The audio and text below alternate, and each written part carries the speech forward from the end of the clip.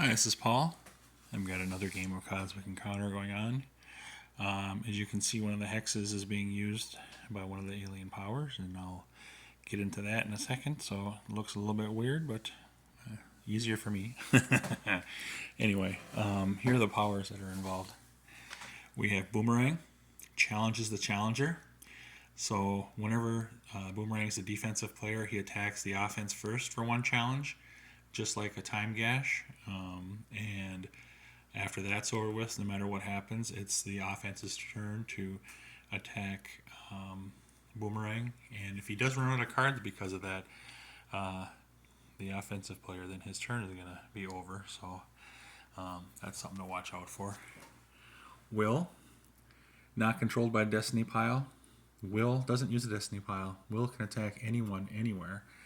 So if a red token is here, Will can attack that red token and have the red token be the defensive player. That's kind of powerful. We've got Warpish, who's hogging the warp right now. Adds tokens in warp to total. Anytime there's tokens in the warp, even if it's Warpish's tokens in the warp, those tokens add to his total as offense or defense. So that kind of works out pretty nice. I've used some star discs just to represent the bases, because normally you would put the tokens around the edges of the warp and then the star disc right there. But I was having trouble pushing tokens in and stuff into the warp, and I didn't know what was on a base and what was in the warp. So that's why I'm using those star discs there.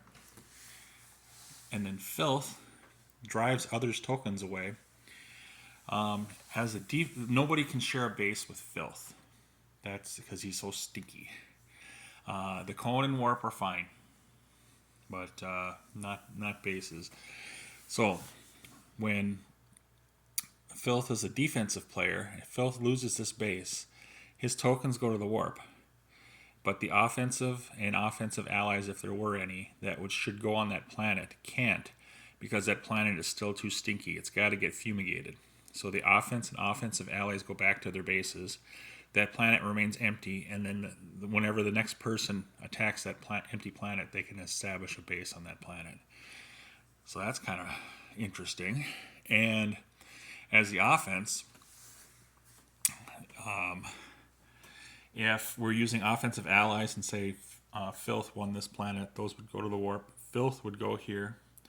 And the offensive allies would take a base outside of that system. So it'd be like, here or wherever. They'd establish base. They can't share the base with Filth. And the other thing that's disturbing with Filth is, let's say there's a red and a blue token here and no yellow tokens, and Filth attacks that planet. If he gets that planet, his token ends up there. The red and blue token would have to go back to their bases because they can't share a base with Filth, and they don't get the benefit of moving to another planet like the ally would. They have to go back to their bases. So that's kind of crazy. So that means that would count Filth as a kind of a base stealer, if I wanted to categorize that. Warpish is going to have gigantic totals. So anytime somebody can play a Mobius Tube or Warp Break, that would help. So he's going to have a gigantic total, challenge total when he's playing. Will, since he's not using a Destiny Pile, can whittle away little areas wherever he wants to go, and he can pick his opponent, so he doesn't have to go against someone that's would be problemsome. And Boomerang's going to have extra challenges, so Boomerang's going to get possibly more cards, possibly more bases, because he's got extra challenges with being the defensive player, and he can make it so the offensive player can't play. I'm using this cone, it's the reverse cone, as Boomerang's defensive challenge, just to separate it out from the normal cone there. And let's look at the hands. Boomerang has that hand, pretty strong. Will has that hand. He has a war card and some other nice cards. Warpish has some big cards over there. And it looks like Filth is the only one that has an edict out there, rewarding the defender, and he's got lots of reinforcements. Boomerang is a defensive power. Will is an offensive power. So that limits them a little bit, but they've got advantages to having that. So, okay, let's start. I talked enough. I already moved one token into the cone, and he's got challenge cards. So, Boomerang is going after Warpish. Warpish doesn't have an advantage of his power right now, so that's kind of nice. And Boomerang has some strong stuff. He's going to go full in. So Boomerang doesn't have a power right now because it's defensive. He's offense. And Warpish doesn't have any tokens in there, so it's really not a power. So it's like a straight out gun battle here. So Boomerang is going to play his 15. Warpish is going to play his 18. So it is 19 versus 22. But Boomerang has a little helper. So it's 34 versus 22, and there's nothing more Warpish can do. That's a win for Boomerang. I'm going to put these in fours, sets of fours in the warp so I can count them easier. That's a win. I should have used my flatter hexes. That's okay. Just deal with that. And it is now Boomerang's second turn. Boomerang slash cards. Boomerang is going against Red again, and Red has an advantage of a +4 going into this one because he's got 4 tokens in the warp. So he's got 4 plus a card, plus what he has on a base. So it's going to be 8. 8 plus a card. Best he can do is 13 plus 4, 17. So it would be 17 versus, we got, like I say, 8 plus the card. So if he plays a 9 or better, Boomerang's on a roll. He's gonna try it. Even though if he loses, it's going to help Warpish out. Boomerang plays his 10 for 14. Warpish plays his 15. So it's 15 plus 4 plus 4. 23, because we're counting the warp tokens. And that's, okay, 15, 4 and 4. 23, and he's got 14. Best he can do is 17. That's a loss. He's not going to waste any of his cards. He goes to a warp. And now we got an 8 going into this. 4. We don't even use the cone. Well,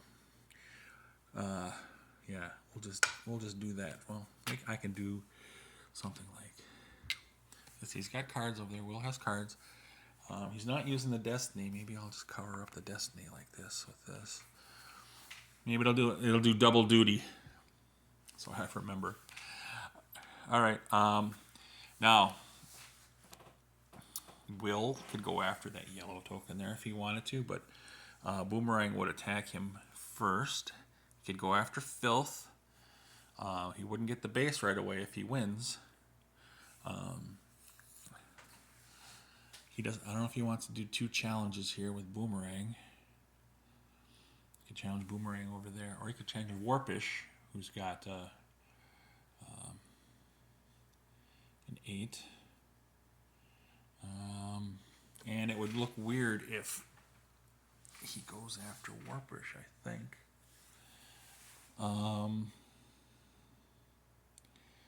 But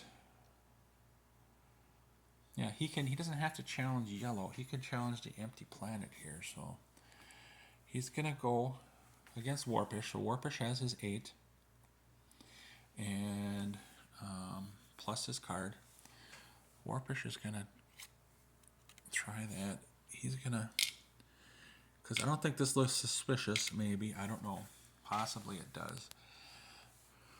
He's gonna play his war card. So it is technically 8 plus 8. It's 16, because 8 in the warp, 8 card for Warpish. And we don't have to count anything because he plays a war card. That's a win for Will. And he doesn't lose any tokens to the warp, so there's no consolation involved. So that was nice. This is the second turn, and he's going to attack. Well, let's see. If he's got, that's 8 plus his card. So that might be a little. So if he played 7 or better, well, no, it'd be 8 plus 11 is 12 plus his card, and he best he can do is a 16 plus his 4. He can do 20. So he knows there's a 12 involved here. So he can have a 20. Will can have a 20 with what he has in the hand there. If he's got 16 there with the reinforcement plus 4. Versus a known 12. And otherwise, it's a challenge here.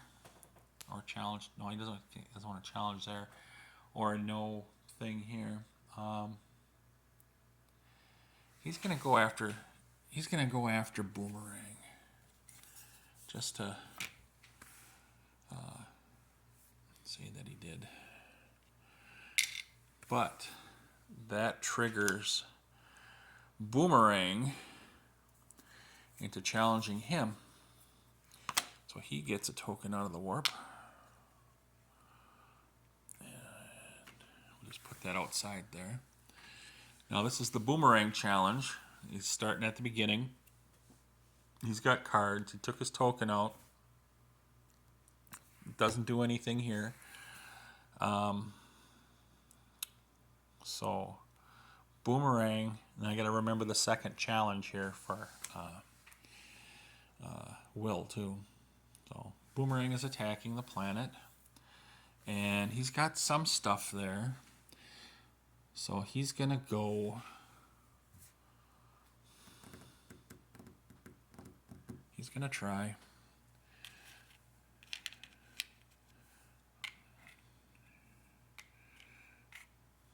He's gonna try 3. Put this man. I can put it like that. 4. He's gonna do his 4 and his 6. So it is 10 so far. And he's gonna play his 15. So it's 18 plus 10. Oh, it's 15. It's 18. Okay. And then the 10 on the other side. There's nothing that Boomerang really can play to fix that. So that's a loss. Okay. He goes back here. And now Will gets to do his challenge that he had there, and all he can do is play a compromise. He's going to play his 14, and it is.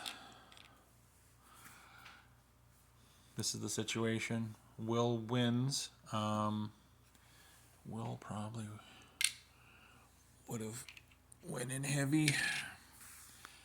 That's a win. Boomerang can't do anything with that, but he's going to get cards. He's going to get 2 cards from Will's hand. I'm going to pause it. So that's Will's hand now. And Boomerang got the 2 biggest cards, attack cards, from Will. All right. That goes back in here. That goes there. We go here. It is now Warpish's turn. Warpish has cards. Warpish is going against Boomerang. Okay. Now we just got to remember it's the first turn over here for. We'll do this just to remember. We'll do that right there like that as a memory aid. But Boomerang has this power. Boomerang is going to attack Warpish.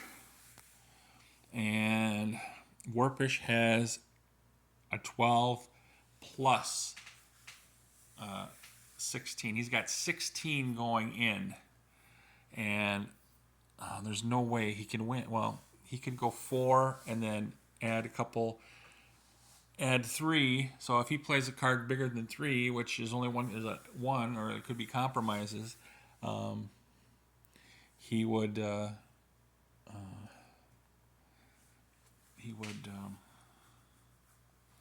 lose. So can he hope for compromises? 4 compromise cards over there. Because it would, like I said, it'd be 16, 17, 18, 19 versus a 16 right now.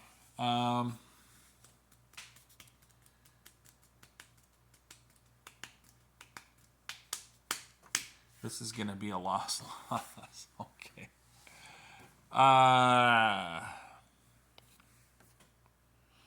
All right, he's going to take his chance. He's just going to play his 8, and he's taking one under the warp. That kind of changed the total in the warp, but that's okay. That's all he's going to do. And Warpish is going to play. Warpish says, well, I have 11, 12, 13, 14, 15 going into this. And the 4 would make 19, and you'd have to play, Boomerang would have to play an 18 or more. Warpish is going to save his card for the next attack. So he's playing his 4. And we've got 9 versus that 19. Wait a minute, 12. 11, 12, 13, 14, 15, 19. 19 versus 9 right now. There's nothing Boomerang can do with it. That is going to be a loss. He's not going to play anymore. That goes there. So that was a loss. He took the loss. And now we're getting the... that stays there. This is the first challenge for Warpish. And he's got his 1 pulled.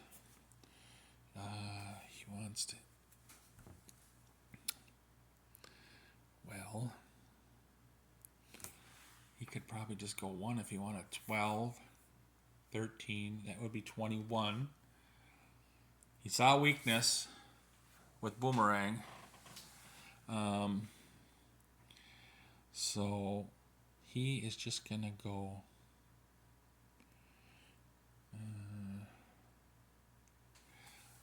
he's just going to go 1. Or, well, he's got... If they go in the warp, they go in the warp. So, what the hell? And he's got stuff counting here, so... There. He's got the 12 in the warp, plus 12 on the outside. He's got 24 going into this. Boomerang has 14, 15, 16, 17 going into this. It's not going to work. Boomerang goes to the warp. 1 more, and Boomerang gets kicked off his planet. Okay. This is the second challenge. That's a disadvantage for Boomerang. Maybe having to play stuff. Got the token out. He's got cards he's going against. Green. Filth. All he can do is play compromise, so he's just going to play his 1. Filth's power is... So, we know Warpish's power is not coming into play on this one. Filth is going to play his 12. So it is a 12 versus compromise. It's a loss for red. He gets 1 consolation from Filth, and we're going to do that first. He gets this one. So we took care of the consolation. Filth defended his planet. He is going to play his victory boon, which rewards the defender. So he gets tokens out of the warp or cards from the deck. He's going to do cards from the deck. And I'm going to end this here. I'm going to pull the cards, but I'm going to, I'll pause it. But I'm going to end it here, and you'll see the new cards on the next part here. But we'll see you on the other side here. So far, it's blue's got 2 bases outside, red's got 1, yellow's got 1. See ya.